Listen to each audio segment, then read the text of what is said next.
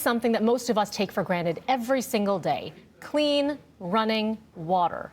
But there are communities in our country where a whole generation of children have grown up without a drop to drink from their taps. Dozens of First Nations remain on drinking water advisories because the water is unsafe. The Trudeau government promising to lift all long-term advisories by March. That deadline came and went. CityNews reporter Caryn Ceolin joining us now, exploring what it's going to take to solve this water crisis, a very important one. And it's one that we've been following for some time, Caryn, but it doesn't seem like there's been too much progress here. Good morning. Good morning, Melanie. So since 2015, 107 long-term advisories have been lifted on First Nations here in Canada. 52 such advisories remain in 33 communities. And so progress has been made. However, the water crisis is far more serious than this government data would suggest. For one, this data does not capture communities that have had their long-term advisories lifted just to be placed on a short-term advisory afterwards because long-term solutions weren't implemented in their communities.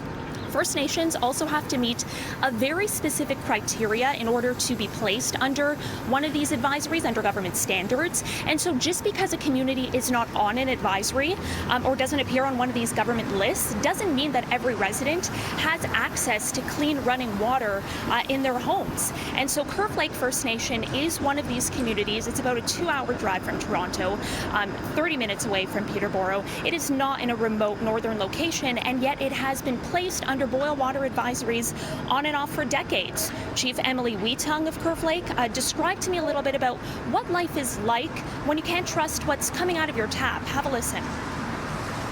When you live in a place where you have reliable, clean drinking water, you put your child in the bathtub and they play around and they splash and you don't worry about it. When you live in a community that has constant water problems, you sit beside your child the entire time and make sure their face doesn't go in the water. There's such a disparity in an access to one of the necessities of life.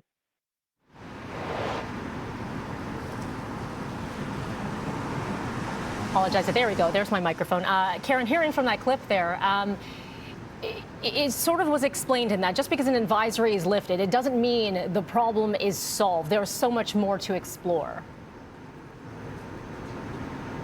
Yeah, take Curve Lake First Nation, for example. It was under a long-term advisory for nearly 2 years. That's since been lifted. But again, every household doesn't have clean drinking water. Why is that?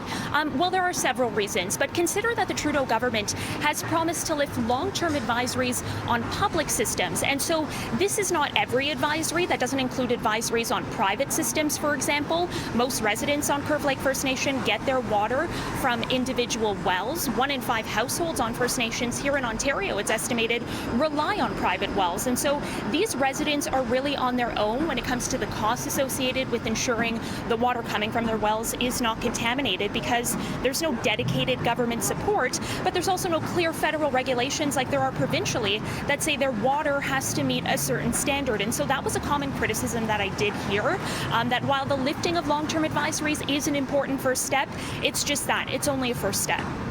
All right, more on this report with Caryn Ceolin, who's reporting for us live here, citynews.ca and City News at 5 and 6. Thank you. Right now, it is 8:09. We're going to join Steph, where it's been a busy drive today with the rain. And now what? How we doing?